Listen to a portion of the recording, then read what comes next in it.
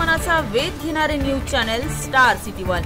राज्यातील आणि देशातील राजकीय घडामोडी पाहण्यासाठी आणि इतरही बातम्या पाहण्यासाठी सबस्क्राइब करा स्टार सिटी वन।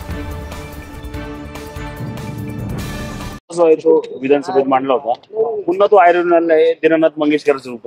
हो, काल अमित गोरखे साहेब जे आमच्याच भारतीय जनता पार्टीचे आमदार आहेत त्यांनी हा मुद्दा वरती लावून धरला आणि आपण कोणी पाहिलं का नाही मला माहिती नाही, परंतु अमित म्हणजे सभागृहामध्ये मी हा मुद्दा मांडला होता की दवाखान्याची बिलं अमर्याद होत आहेत, गरीब माणसाला म्हणजे आजारी पडावं का नाही इथपर्यंत विचार मनात आणण्यासारखी परिस्थिती आहे।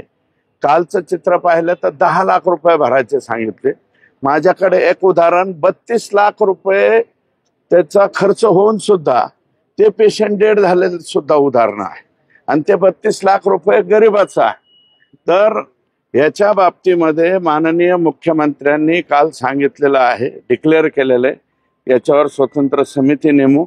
मला वाटतं पुढच्या 4-5 दिवसामध्ये ती समिती स्थापन होईल आणि जे ज्या लोकांवरती अन्याय झालेले आहेत दवाखान्याच्या बाबतीत, विशेषतः मेडिकलच्या बाबतीमध्ये माझी तक्रार होती की 60 रुपयाची गोळी जर 6000 रुपयाला मिळायला लागली तर मग गरीब माणसाने कसं करायचं।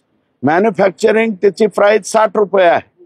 मला आमचेच योगेश सागर म्हणून आमदार आहेत, ते काही 3 का 4 हॉस्पिटल चालवतात, त्यांनी मला खाजगीमध्ये सांगितलं की 60,000 रुपये मॅन्युफॅक्चरिंग